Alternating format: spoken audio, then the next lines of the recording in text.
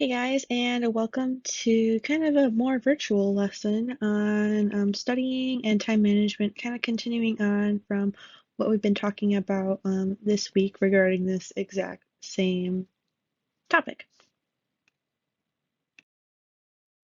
So, as a reminder from yesterday, or Monday's class, actually, at the time of this recording, we were talking about the differences between college, high school, and coming back to school, and just all the different things that we've been dealing with regarding time and management. Many of you guys were like, things have definitely changed, right? Some assignments take way more time than others. Some of you guys have um, things that are more complicated that you didn't imagine that you'd be dealing with, such as learning how to utilize Moodle, dealing with extremely difficult subjects like psychology, you just don't understand it, statistics, math, or economics, right? All those more difficult subjects going on there. And you're also dealing with a new mix of professors and teachers, right? Getting used to how professors teach is actually one of the main ways how I myself was successful in college, was just trying to understand from their point of view how they taught and how they saw the class. And we'll get into this in this video, I guess. And we also are starting to work on one of the assignments that's due for this week, the weekly study plan. And hopefully, planning out your time a little bit better might actually help you in regards to time management. So in this video, we're going to be thinking more about time management, as well as examining some study skills. There's a couple of videos that are in this week's activities and assignments that are a little bit interactive based. So it'll talk for a little bit, and then you have like a question that'll pop up during it. And so some of that information is really good, while others of it I feel is a little bit complex for you guys too. For instance, the studying video is about more geared towards going to medical school and things like that, a little bit of a higher level, not necessarily it's your first semester, excuse me. So that's a little bit different. So we'll be talking about more stuff that's on our community college level. Excuse me, on the hiccups here. And one of the ways that we were talking about with time management was figuring out how to use your phone regarding time management. We talked about our time wasters the other day and how some of us, this is a huge thing, um, a big time waster. Social media is a big time waster, as is Netflix or video games and stuff like that. So these are a couple apps that you can use to help you with focusing or just time management in general, keeping things on track. I mentioned Google Keep, which is just basically you can just input in different notes. You can have different sections and things like that, and you can make a little to-do list. You can write a paragraph about stuff. Just a little bit of a reminder as to what you need to be doing for that week.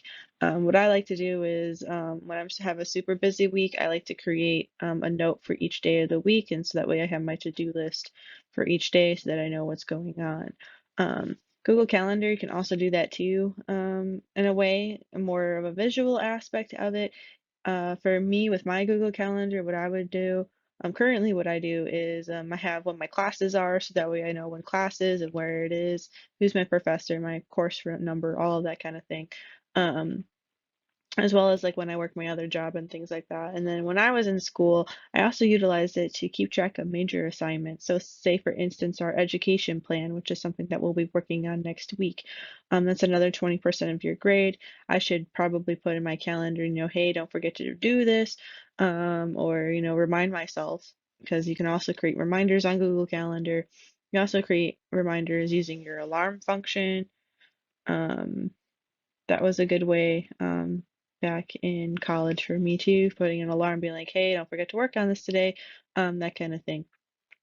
You can set it to a really annoying tone or one that you kind of like, so you're like, oh, okay, that's right, I have to go and work on this. Otherwise, I'm not going to get it done. I'm going to procrastinate and, do that. Remember the Milk is also it's an app that you can get, and it's just basically kind of similar to how like you go to a grocery store and you always forget like the obvious eggs, milk, bread, that kind of thing.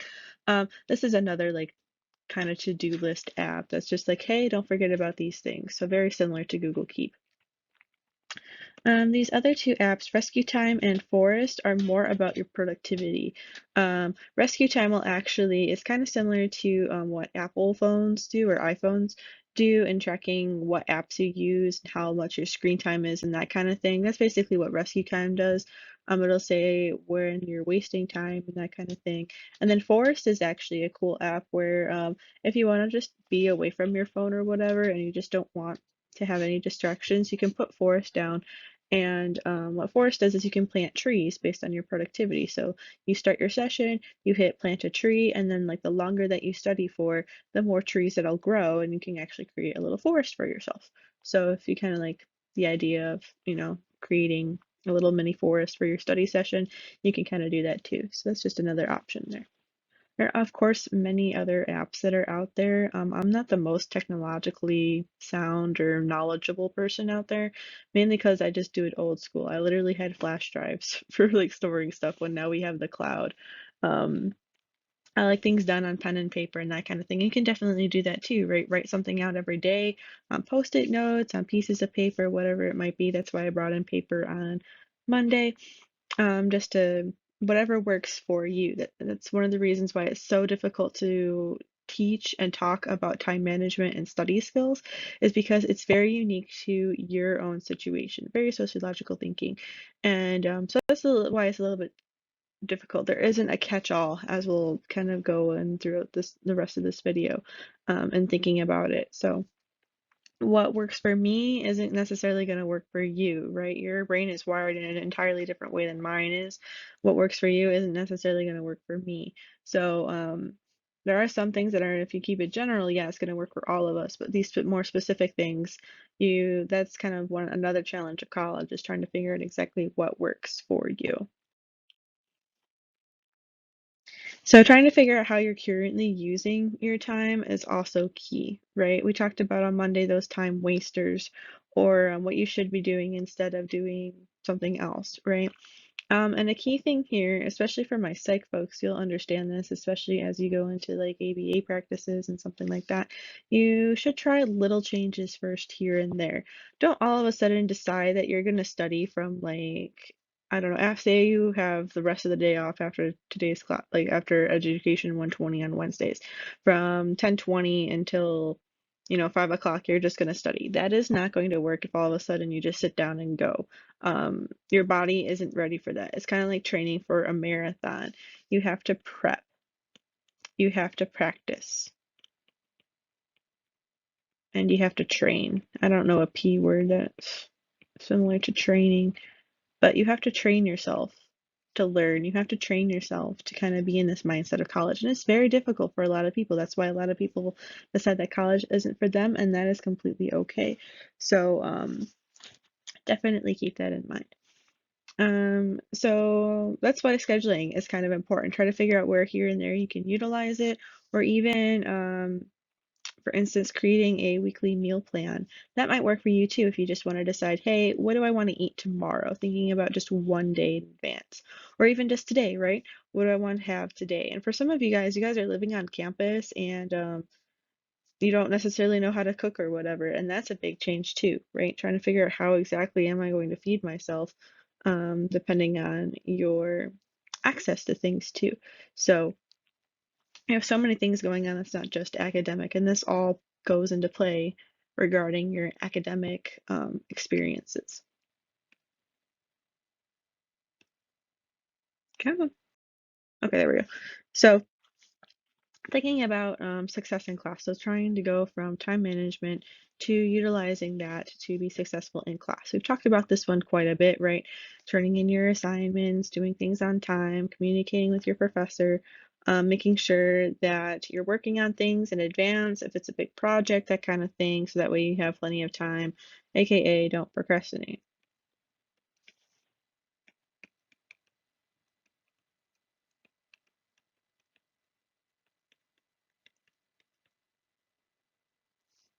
Right? And that's extremely difficult for many of us, including myself. I'm still struggling with that. Um, So try to see really, this is very psychological, so that's why my psych people, it's very fascinating, at least to me as a psychologist. Trying to figure out exactly like what goes through your mind during class. Does your mind tend to wander? What distractions are there? What are you thinking about? And then trying to come back. It's okay to take a break from it for a little bit, zone out, but then try to exactly go back and focus, right? And focusing is extremely taxing on the brain. That's why it's important also to eat healthy foods, to actually just eat. Yeah, just make sure you eat. Just from my personal experiences, definitely just don't starve yourself. That's bad. Um, but try to figure out exactly what's going on through your mind during class. Is there a specific time during the day where you feel a little bit sleepier than normal? Um, and if so, can you avoid having class during that time and instead utilize that time to say maybe take a nap or do something that you enjoy? For me, for instance, the we had a block that was like from 12:40 to 1:30 or something like that, or 12:40 to 250. I don't know. It was a crazy weird time on Tuesdays and Thursdays for a twice a week class back in my undergrad. And I would guarantee fall asleep almost every single class period during that time. Didn't matter what the class was. Usually it was a psychology class for whatever reason, but I would literally fall asleep during class. So obviously that time period doesn't necessarily work out for me. And even today, I teach sometimes during that time period, and I am just extremely wiped out. So that's not a very good time period for me, um, just to teach or do anything. So even when I'm working at my retail job, that's usually when I take my lunch, is just because I can't focus. I want to just, my mind just like simmers down. It's kind of like the half day low, so to speak. So try to figure out exactly a period of time that might not necessarily work for you in your classes. Of course, you kind of just have to deal with it, unfortunately, for depending on what your situation is. For me, that's the only time that my psychology's met. My psychology classes met, so I just had to deal with it. I fell asleep a lot. I feel so bad. I was in the front row and I would fall asleep. So it happens, right? I still was at the top of my class, but yeah, I would fall asleep all the time. And the professor was just super boring too, so that doesn't necessarily help you to just read off of the lecture wall. But so try to figure out exactly what's going on during your class. That's why doodling is pretty cool, just drawing stuff. I would always like draw these little tree things like this all the time when I felt like I was getting low. In my notes, especially too. So say like if this is your notepad and you have notes or whatever, I would like draw something in the margins when I was like feeling low. So that way I knew when I was like reviewing things for tests and stuff like that, I was like, okay, this is where I started to zone out a little bit and started drawing. So maybe I should look at that material a little bit closer because I wasn't paying attention as much. So try to figure out exactly what goes through your mind during class and try not to be distracted. I know it's very, very difficult, especially in longer classes too, but trying to see exactly how your mind's processing things is one of the key goals to success, at least in my experience. And note taking is also important, speaking about notes, right? So there is a video up on, it's in our resources for this week. There's a lot of different videos this week for your resources. And there is one on note taking. And it's one of the professors here at SMC. And she spends a lot of time talking about annotating your textbooks, which for some of you, that's going to work, and for others of you like me, that necessarily does not work. So, some things in there will work for you, some things won't. And there are just so many different ways to take notes. So I'm kind of just going to say what works for me in this video, just because it might work for you. You might think, oh, I could refine this to my own learning experiences and note taking and things like that. So we're going to go ahead and just talk about that for a little bit. Um, So one of my big things, especially, so it really depends on how your professor teaches too. That's kind of what I was saying in the beginning of this video. Learning how your professor teaches you, so learning the professor, um, learning how to learn. That's extremely difficult for a lot of people, and it's a big shock from like high school where you have like all these standardized things. Um, for some of us, high school is super easy, other of us struggled, versus in college, we're still struggling, right?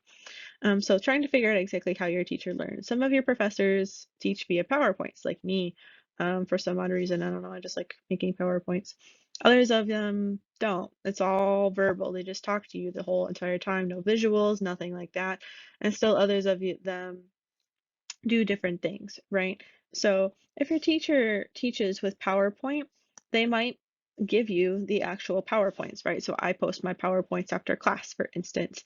Or if you're taking my sociology class, I post them in the middle of the week when you should be kind of working on stuff. So as a kind of like a reminder, hey, this is what we're going through. Also, because during my videos, my face blocks up sometimes part of the stuff, and so it's important to know what my face blocks up. But anyway, so with PowerPoints too, and we're gonna do a little bit of a note taking in the next slide. You can actually print them out. If your professor offers them before class, you can print them out so that way you can write things. Or even afterwards, if you know that your professor is going to be posting the PowerPoints, don't necessarily spend the entire time writing every single word down, right? Learn how to use shorthand. During my time in undergrad, especially in my sociological research classes, both in undergrad and going on into grad school, I created my own version of shorthand. So that way I knew exactly what I personally was talking about. Shorthand is basically a kind of a code, so to speak. So that way I wasn't writing out, say, for instance, subjects all the time because that's a long word, right? So instead of saying subjects, I would just put SS because that's how psychologists denote subjects, right? Or say, for instance, change, because social sciences deal a lot with change. I would start using different math symbols and things like that. So the triangle um, is a symbol in math that means change in something. So instead of writing the word change, I would just do triangle. So literally my whole entire notes would be like subjects change greater than 3 or something like that. Or the number of participants, for instance, that's denoted in science as an N. So I would utilize these different statistical terms that many of you guys are maybe learning about right now into my notes just to make myself write it down faster. And writing it down is really important because that way your brain is actually kind of processing exactly what's going on. So sometimes what I would do is if the professor was going too fast and I couldn't write everything down, I would try to shorthand stuff as much as I could within my understanding. Obviously, if there's something that I didn't really understand, I would try to write out everything. But then once the PowerPoint was posted, I would literally go back and put in my notebook. I would physically write out all the notes, or I would actually just type it too. I'm a fast typer. I learned through typing pretty easily as well. That just worked for me. So I would literally just just type it out. Not copy and paste it, but just actually physically type it and read it and go through there.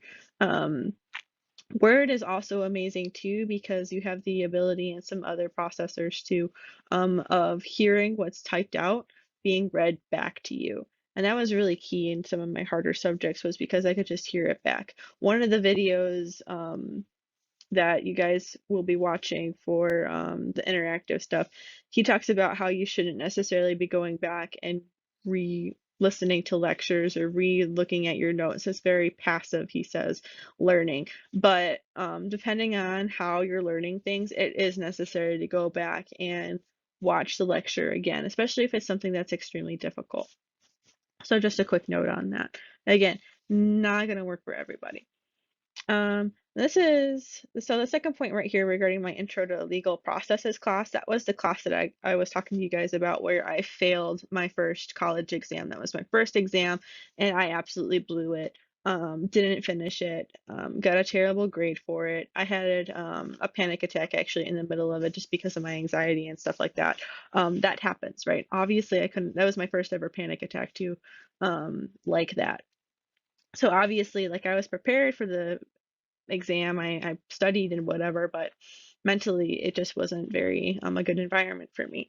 But from that experience though, I learned, okay, I have this test anxiety that's kind of risen dramatically since high school. I've always had test anxiety, but in college it just hyped it up a little bit. I think because it was my very first exam in college, right? And you kind of I always was brought up with the pressure to do well. But from there though, I learned that everything that was on the exam in this class, the professor would literally write on the board. So I was able to learn exactly how she taught. So she didn't have PowerPoints or anything like that. We had the textbook and it was very necessary to read the textbook, which was super boring because we learned about the court systems and how you pick jurors and the jury and stuff like that, and how cross-examination works and stuff like that. So if you're interested in lawyers and the court system, that's great. It just wasn't for me. But I learned that she would write stuff on the board, and I just was like, okay, she's just emphasizing her point or whatever. Nope, whatever she wrote on the board would be on the exam. And then especially if she circles things, that was actually her code that it would be a short answer question on the exam. So I kind of taught myself, okay, hey, the stuff from my first exam, I was like, ooh, okay, let me go back in my notes and see what I wrote down. Because what I would do during class is like anything that she wrote down or she emphasized, I would highlight in my notes because she was like talking about it or she wrote it down on the board. It just didn't click until after the exam. I'm like, oh, what she's actually writing down on the board is on the exam. So that just worked for me. There might be some professors that are like that, that you're currently taking or you're in the future. It really just depends on how your professor teaches too. There are so many different ways of teaching students different material. So that might be it too. Writing notes, kind of already talked about that. Super important to write them. That way your brain's actually processing things. It's making connections. We have things in our brains called neurons. That's basically the connections of how our brain connects things. Very difficult to explain, very psychology related, but I'll probably get into it in a couple weeks when we see you, when we talk about learning more. But that's one aspect of it. And a big thing too is to make school fun. That's something that I struggled with in undergrad just because I was so gung ho about graduating super quickly and without any debt at all. But just trying to make things super interesting to you, whatever fashion that might be. So, for instance, when I was studying for exams, when I was note taking things for my abnormal psychology class, that was a class where we had to learn the different symptoms of different psychological illnesses or disorders or just different mental things. So, like depression, bipolar disorder, that kind of thing. And so, learning the symptoms of it, I would actually create like little graphics because I really like the whole graphics thing. So, I would go on to like Photoshop and just kind of Photoshop stuff in with all the different symptoms down there. And I would kind of quiz myself, being like, okay, I would kind of, if you're a visual learner, this would kind of work out too because you can make it look pretty and kind of see, okay, if anhedonia is over here, feeling like you're lost, that's over here. Big change in your life, that's over here, that kind of thing. So that kind of worked for me. And this little graphic-y Android guy over here on the screen here, I also created this for one of my exams too. Um, it was actually for grad school. We had to read a book and then we were assigned that book and we had to create a presentation about it. So this was kind of just my one way of kind of visualizing all the key words that were in that book about technology and communication. So it's a little Android bot because of technology. So here we go. Thinking about PowerPoints, right? So if the prof posts PowerPoints, like I was saying, don't necessarily write that info down if they teach extremely quickly because you're not going to be able to read your handwriting. Having clean handwriting or handwriting that you can read is extremely important. Obviously, like if you can type it down fast enough, that's fine. Um, Write down the extra information that they discuss. That's going to be extremely key for that. And in the next slide, this one's not a very good example. So in the next slide, I'm going to add one from my own class to kind of go through because I teach in a little interesting way. Alrighty, so I am back and I added in one from my week three's material, which is we're examining culture. And there's basically two, excuse me, two different types of culture. Material and non-material culture. You don't necessarily have to know that, but this is where we're at. We're learning about the different types of non-material culture in a society. This is basically the non-physical. Material is physical stuff, and non-material is non-physical, so thoughts and knowledge and things like that. And so we already, and I just wanted to show you guys this would, if you print out your slides, before you so many of you probably know how to print out full screen, but you can also have the option to print it out as an outline, or you can also print out your slides like this. And so what I would like to do back in college was to just like write down my thoughts or additional examples that my prof had during the lecture down here, or I would, or just anything really that came to my mind. I would kind of doodle down here or whatever, or if they had extra stuff, I would write along here as well. Just go right here. So say for instance, if we're coming up with an example of a norm is something that's expected in society, that is normal that we're kind of taught to do. So I don't have any examples on this slide, so I would kind of be, and in the lecture, let's say we're talking about sharing, for instance. I don't know why my pen is dying. This is very annoying. Um, so sharing, for instance, and then in this slide, for instance, we talk about shopping carts. So putting away a shopping cart is an example of a norm.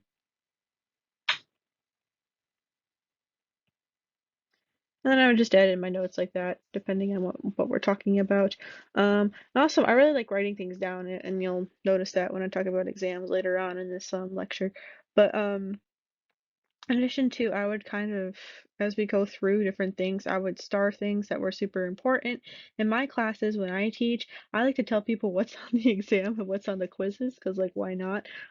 So for instance, like this week, you have to identify norms, right? So I would definitely circle the definition of norms or whatever it might be.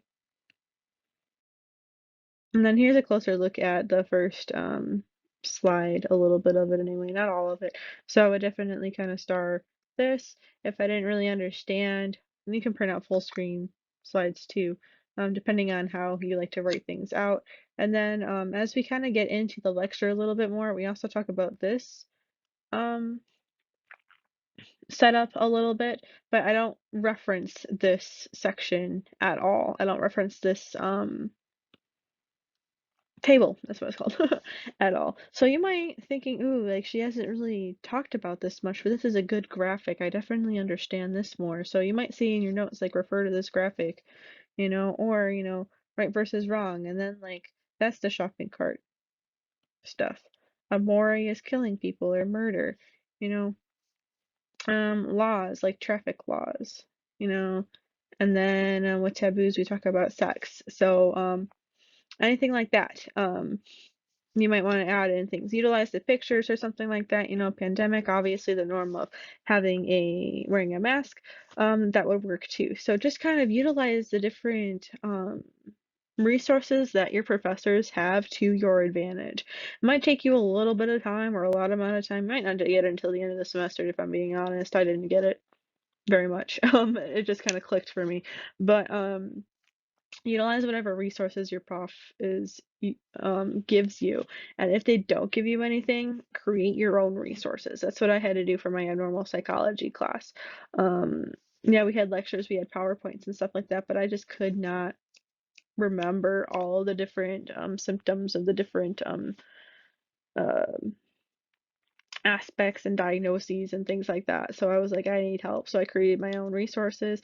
Same thing for my really difficult sociology classes. I created my own study guides. I created my own slides as if I was going to teach it to people and that kind of thing. So be creative if you're a creative person. If not, then do what works for you, and that's going to be a little bit difficult too. But hopefully this helps you a little bit more in trying to seeing how to mark up your notes too. And then, like I was saying too, regarding studying skills, learning is one of the most difficult lessons that you're going to do. And as you might be going on throughout the semester and just kind of thinking about how do you even exactly study, what worked for you in the past might not actually work for your courses. So, for instance, what worked for me in high school definitely did not work in college. I utilized flashcards in high school, and flashcards for me in college just did not work out. Um, Unfortunately, I just had to really try to understand the concepts that I was utilizing because I was in social sciences, and social science, you just basically question everything. So I really kind of just embraced that and started just questioning, okay, how does all of this work? How do I understand the big picture? How do I understand the details and things like that? For others of you, Some of these study skills that you learned previously, they're going to work. Some of you guys, not so much.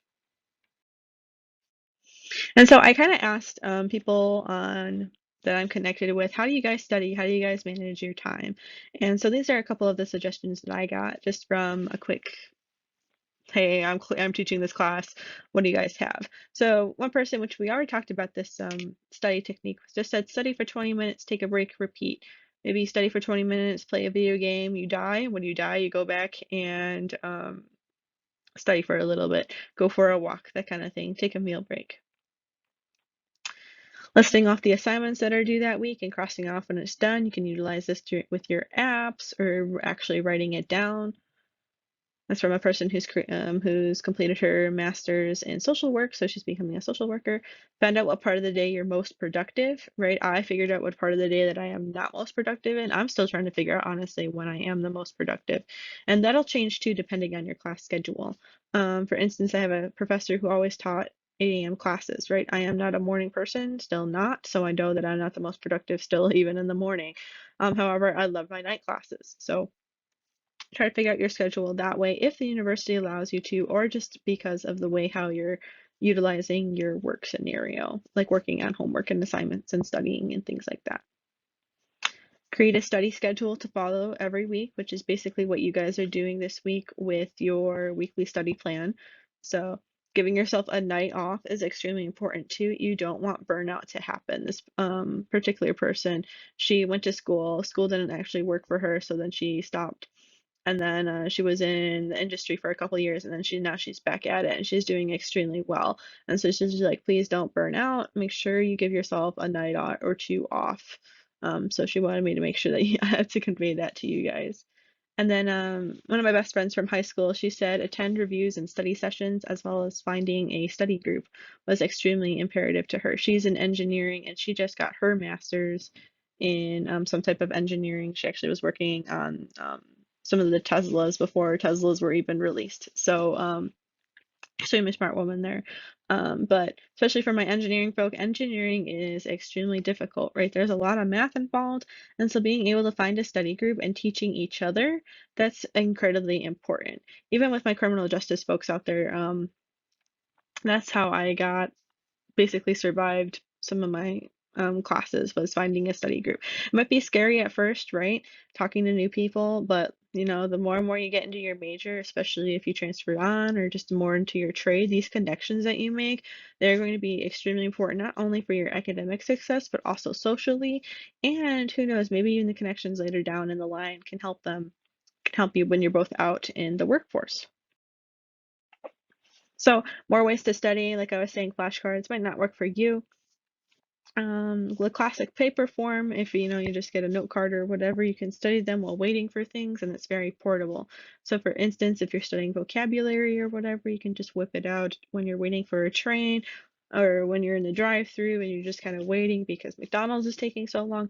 You can just study then, utilizing your time efficiently, where otherwise you're just kind of sitting there waiting, right? They're also pretty portable.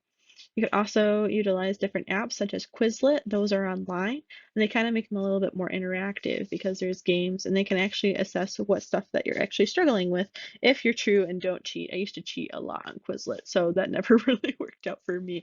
I'm a little bit of a cheater when it comes to my flashcards, but for some of you guys, that's going to work out as well, especially if you're trying to get more of a basic definition learning sense going on.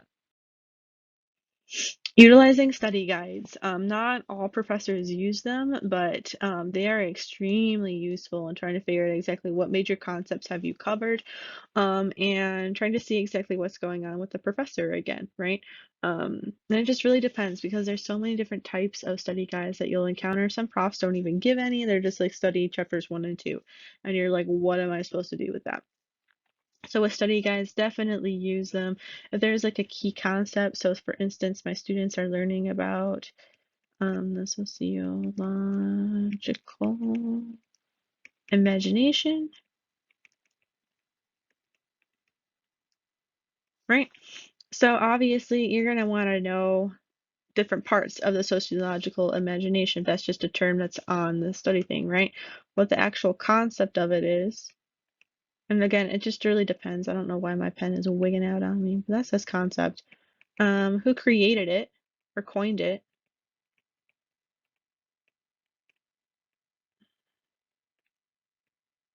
And then because it's social science, how does it relate to you? And perhaps give an example of it. And for those of you who don't know, it's just basically being able to see society and life and life's history as an outsider, trying to see all the different choices that people have made, how all of that is connected and has led to something that is occurring right now or in the future. So it's a little 2-second demonstration of that. But or just kind of seeing exactly what's going on in our society. So, for instance, seeing an obese person, um, what sociological things might have happened because they're obese, right? It could be they're living in poverty, they can't afford the necessary food to afford healthy food. Fast food is extremely fast, right? Unavailable. It could be that they struggle from physical ailments or mental ailments that we might not be able to see. So we have to understand that a little bit further. It could be that they're working so much that they don't necessarily have the time, their time management skills, or just the time in general to really have the opportunity to work out depending on their shift and things like that. Going by C. Wright Mills, an example for me might be coming to college. So there we go, and I would explain that. So really not just knowing okay, yeah, this is a concept that I need to know, but really what's going on with it, the ins and the outs of it. That's really how my study guides were. And I'll show you if you guys are interested in class what my study guides look like. If you're interested in that, I'm not really sure. I don't know. But to me, especially knowing what these study guides are especially helpful for studying after the first exam. So utilizing the first one and seeing what happened during the test so that way I can see how did the study guide correlate to the test, right? Because some profs, they put basically everything on there and it's not useful. Whereas others of them, they only put the things that are on the test and how do they write tests? I'm still trying to figure out one of my undergrad profs exams. Hers are extremely difficult. I failed those too. Thank goodness for curves. That's another thing. Does the prof curve? Um, yeah, that was so difficult. Short answers and true, false, and fill in the blank, and essay and multiple choice all in one go. Terrible.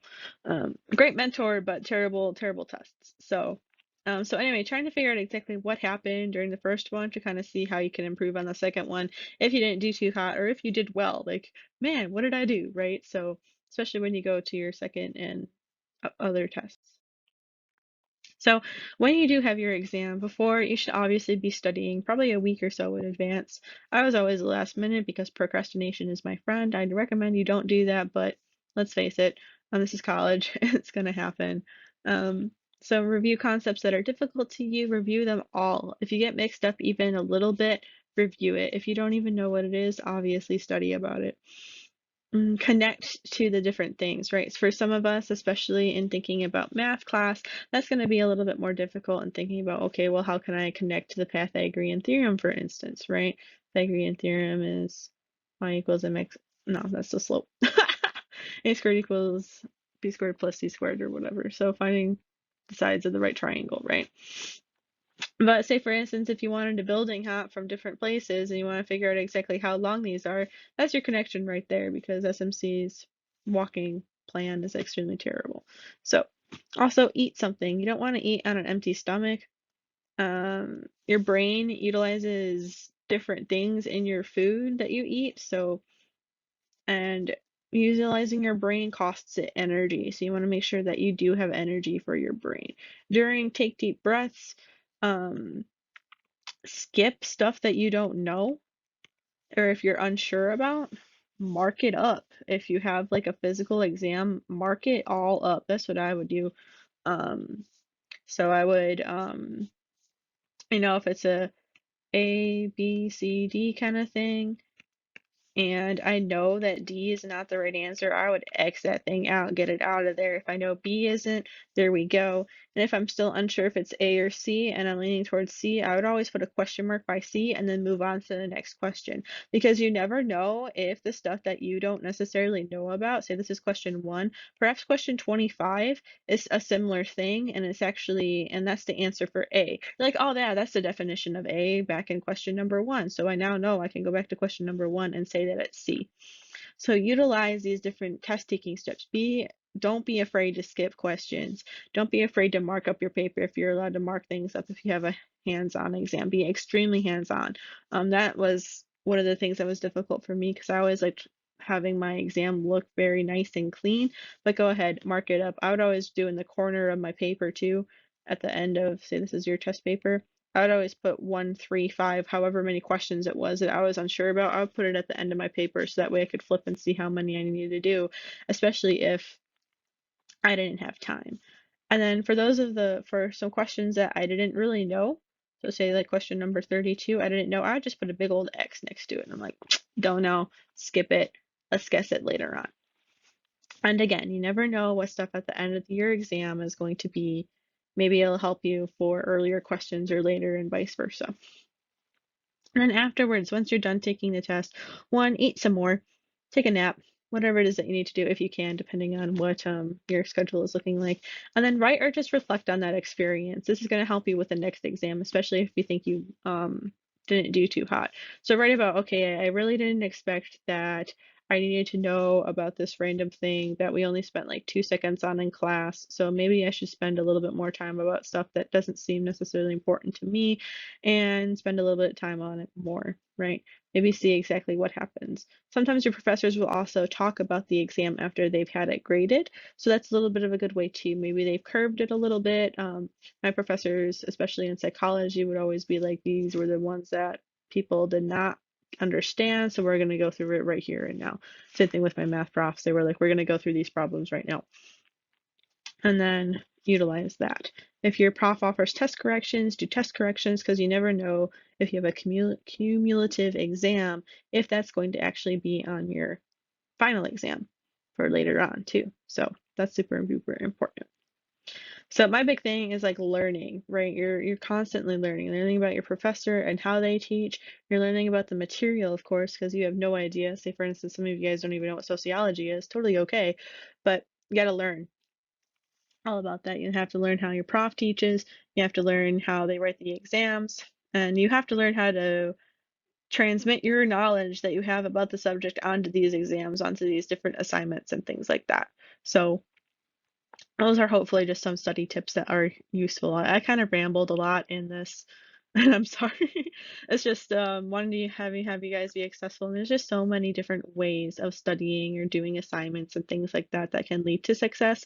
It's not, a single road from A to B. It's not just that, you could go all the way over here and then back, or you can, go over here and back, or even maybe start at B and go back up. There's just so many different ways of doing it. So I really kind of wanted to convey that in this little lecture for you guys. So for this week, remember today's Wednesday, so please post on the discussion board. And then by Sunday, remember to reply to 2 of your classmates. Please engage in the conversation, make the conversation a little bit worthwhile for people to read, right? Kind of thinking about that. Turn in your weekly study plan. You can turn in a video if you want, or you can utilize the Excel or Word formats that are available under this week's assignments. And then here are the 3 different videos for you guys to watch. They're not in this order, I don't think, but they're just interactive videos. Some of them go very slowly, and my apologies for that. I don't know how to speed them up, but some of them are extremely useful. You might find them useful, and some of them you're just going to be like, okay, got the points for it, let's go. Because sometimes that's what happens in college too. You just have to buck up and do things. Unfortunately, I had a lot of classes like that in undergrad, especially for your prerequisites that you might not necessarily appreciate. You just got to buck up and do it. That's kind of part of adult life. So, at any rate, this has been examining studying techniques and time management skills, and I'll see you guys next time. Bye for now.